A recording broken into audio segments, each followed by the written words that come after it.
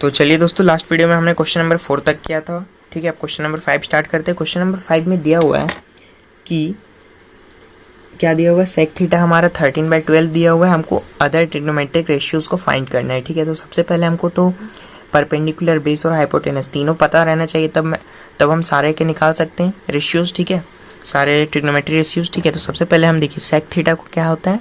Sec theta दिया हुआ है 13/12 और सेक थीटा को हम क्या लिखते हैं, h/b लिखते हैं। ठीक है, तो हमारा h क्या हो गया, 13 हो गया, तो b 12 हो गया। तो लेट h इक्वल टू 13 के और b इक्वल टू 12 के हो गया हमारा। ठीक है, अब पाइथागोरस थ्योरम से हम लोगों ने परपेंडिकुलर भी निकाल लिया। ठीक है, अब परपेंडिकुलर भी निकल गया हमारा, हाइपोटेनस भी है, बेस भी है, तो अब हमारा sine theta, cos theta, tan theta, जितने थीटा है सारे थीटा निकल जाएंगे।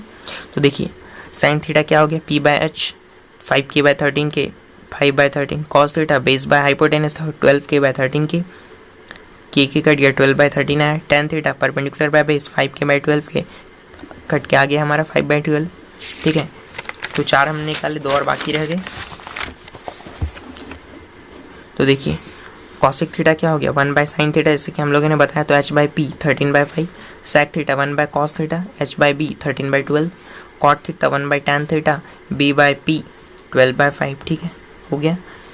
चलिए क्वेश्चन नंबर 6 की ओर बढ़ते हैं। क्वेश्चन नंबर 6 में देखिए क्या है, हाँ तो if angle A and angle B are acute angles, ठीक है, such that cos A equal to cos B, then so that angle A equal to angle B. तो अब आपको एंगल ए और एंगल बी को इक्वल दिखाना है। ठीक है, तो इसमें आपको ट्रायंगल चैप्टर के रूल्स अप्लाई होंगे। ठीक है, जो कि आपको अभी समझ में नहीं आएगा क्योंकि मैंने तो बनाया नहीं, अगर आपने पढ़ा तो अच्छा बात है। ठीक है, लेकिन मैं आप स्किप करता हूँ इस क्वेश्चन को। ठीक है, नेक्स्ट क्वेश्चन की ओर बढ़ते, क्वेश्चन नंबर 7 जो कि ट्रिग्नोमेट्री से रिलेटेड है। ठीक है, तो चलिए क्वेश्चन नंबर 7। तो क्वेश्चन नंबर 7 में हमारे क्या दिया हुआ है, कॉट थीटा दिया हुआ है हमारे। ठीक है, हमें फाइंड क्या करना है, 1 + sin theta by 1 + cos theta और 1 - sin theta by 1 - cos theta find करना है। ठीक है, तो ये फाइंड करने के लिए सबसे पहले हमें साइन थीटा और कॉस थीटा की वैल्यू पता होनी चाहिए। अब हमारा कॉट थीटा तो यहाँ पर दिया हुआ है, कॉट थीटा से हम साइन थीटा और कॉस थीटा निकाल सकते हैं आराम से। कैसे, देखिए कॉट थीटा क्या हो गया, b/p इक्वल टू 7/8, b हो गया हमारा क्या 7 के और p हो गया हमारा 8 के हो गया। पाइथागोरस थ्योरम से हम हाइपोटेनस निकाल लिए। तो साइन थीटा हमारा क्या हो गया, p/h 8k/√113 के, तो 8/113 के, cos theta equal to b/h 7k/√113 के इक्वल 7/113 हो गया। अब चलिए क्वेश्चन नंबर 1 में जो हमको फाइंड करना था, देखिए 1 + sin थीटा 1 - sin थीटा हो गया। ठीक है, 1 + cos थीटा 1 - cos थीटा हो गया। तो अब इसमें a + b और a - b का फॉर्मूला पहले अप्लाई कर सकते हो या फिर आप वैल्यू पुट करने के बाद। चलिए मैं वैल्यू पुट करके यहाँ पर क्या हूँ। ठीक है, फॉर्मूला अप्लाई। तो चलिए देखिए साइन थीटा का वैल्यू क्या है, 8/√13, तो पुट कर दिया मैंने, और कॉस थीटा का 7/100√13 आया। ठीक है, तो अब क्या हो गया हमारा, a + b और a - b का फॉर्मूला अप्लाई की, a² - b², तो 8/100 √113 और 1 - 7/√113 का स्क्वायर। ठीक है, तो ये हमारा सॉल्व करने के बाद क्या आ गया, 1/64 1 - 64/113, 1 - 49/113। अब हमने ऊपर एलसीएम ले लिया हमारा। ठीक है, तो 113 - 64/13 और 113 - 49/113 आ गया। अब देखिए माइनस करने के बाद क्या बचा, 49/113 और 64/113। ठीक है, तो 113 और 113 कट जाएगा। देखिए कैसे, 14/113 और नीचे वाला क्रॉस मल्टीप्लिकेशन हो गया, तो इंटू 113/64 हो जाएगा। 113 कट गया, तो 49/64 बचा हमारा। ठीक है, अब क्वेश्चन नंबर 2 में क्या निकालना है हमें, कॉट स्क्वायर थीटा निकालना है। तो कॉट स्क्वायर थीटा निकालने के लिए क्या होता है, कॉट स्क्वायर थीटा। ठीक है, तो हम क्या लिख सकते हैं, बीपी का होल स्क्वायर कर सकते हैं, आराम से कर देंगे, बीपी का होल स्क्वायर कर देंगे, कॉट स्क्वायर थीटा निकल जाएगा आराम से। मान लीजिए कॉट थीटा को आप ऐसे भी लिख सकते हो, कॉट थीटा का होल स्क्वायर। ठीक है, ऐसे आप लिख सकते हो। ठीक है, जो कि आपका क्लास 10th में शायद नहीं दिया हुआ है। ठीक है, क्लास 12th में आपको, सॉरी क्लास 11th में आपको ये बताया जाएगा, या फिर आगे में आपको दिया हुआ है। ठीक है, तो आगे बताया जाएगा। कॉट स्क्वायर थीटा को आप ऐसे भी लिख सकते हो, कॉट का होल स्क्वायर थीटा, क्योंकि थीटा का तो स्क्वायर आपको पढ़ना ही नहीं है 10th में। ठीक है, तो आपको कॉट स्क्वायर थीटा को आप लिख सकते हो कॉट थीटा का होल स्क्वायर। ठीक है, तो कॉट स्क्वायर थीटा का क्या हो जाएगा, b/p का होल स्क्वायर, 7k/8k का होल स्क्वायर, 49/64 के स्क्वायर का स्क्वायर कट गया, 49/64 आ गया हमारा कॉट थीटा। तो चलिए क्वेश्चन नंबर 7 भी कंप्लीट होता है। 8 में देखते हैं क्या दिया हुआ है। तो क्वेश्चन नंबर 8 में हमारा दिया हुआ है 3 given that 3 cot A equal to 4, 3 cot A आपको 4 दिया हुआ है, ठीक है। आपको चेक करना है कि 1 minus tan square theta 1 minus tan square A by 1 plus tan square A cos square A minus sine square A के बराबर है या नहीं, ठीक है। तो सबसे पहले आपको सॉल्व करके निकालना पड़ेगा tan A और cot A का वैल्यू।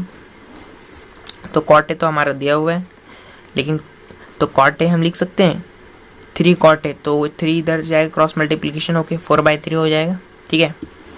तो एक ट्रायंगल बना लिया हम लोगों ने ABC हम लोगों ने ट्रायंगल बना लिया अपने सहूलियत के लिए, ठीक है। तो cot A को हम लिख सकते हैं AB/BC 4/3।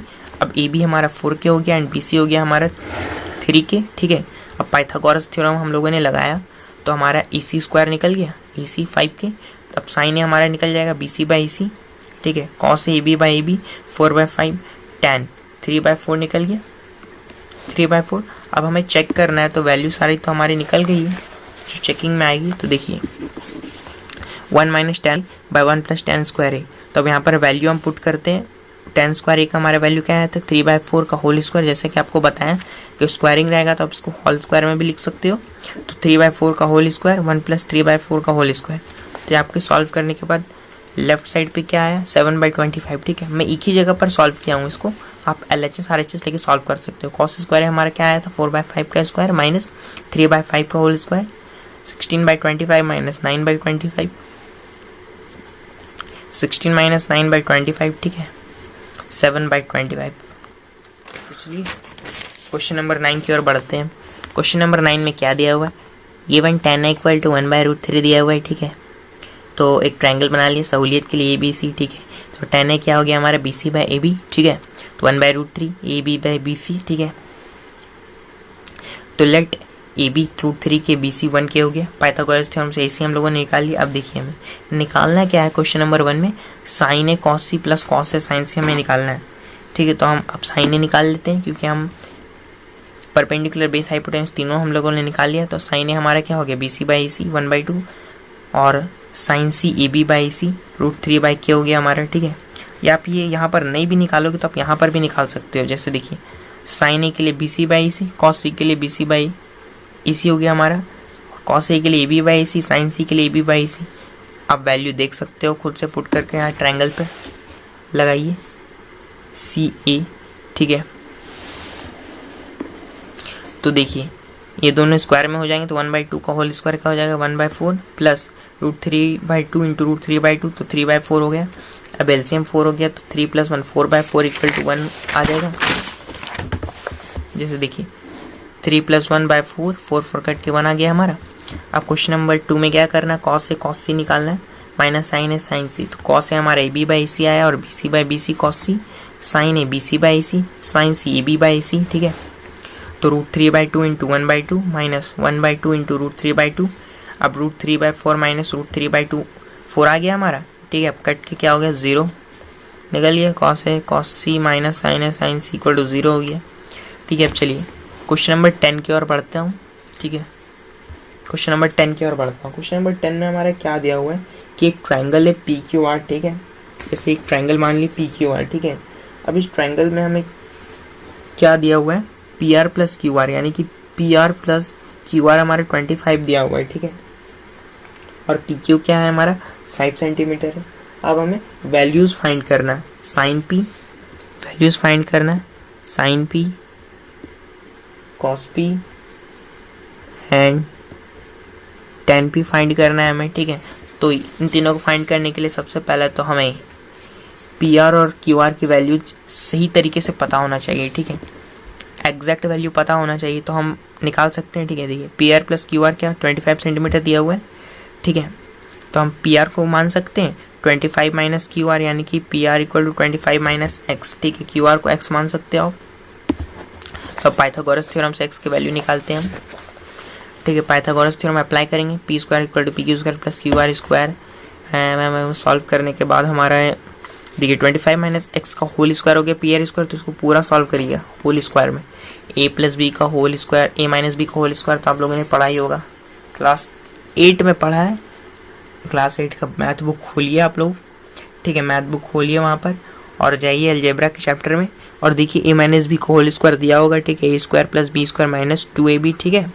और इधर तो P Q square 5 square Q R square X square. Solve करने के बाद हमारा क्या आया, x इक्वल टू 12 आ गया। अब देखिए क्यू आर हमारा x था तो 12 centimetre, P R 25 minus x था तो 13 सेंटीमीटर हो गया। अब देखिए साइन पी निकल गया, Q R by P R 12/13 cos P 5/13 tan P Q R by P Q 12/5 हो गया, ठीक है। अब देखिए क्वेश्चन नंबर 11 क्या है, ट्रू फॉल्स है, ठीक है, जो कि आप खुद से भी कर सकते हो, ठीक है। तो अब चलिए यहाँ ख़त्म हो गया। अब क्वेश्चन नंबर 11 क्या है, ट्रू फॉल्स है, आप खुद से कर सकते हो। अगर नहीं कर पाए हो तो आप इंस्टाग्राम पर डीएम कर दें मुझे या फिर कमेंट कर दें, मैं उसके लिए अलग से 2 मिनट का लेक्चर बना के अपलोड कर दूंगा, ठीक है। तो एक्सरसाइज 1 आप खुद से ट्राई कीजिए एक बार। अगर मेरी वीडियो देख चुके हो, लगभग कितनी आधे घंटे की वीडियो है, ठीक है।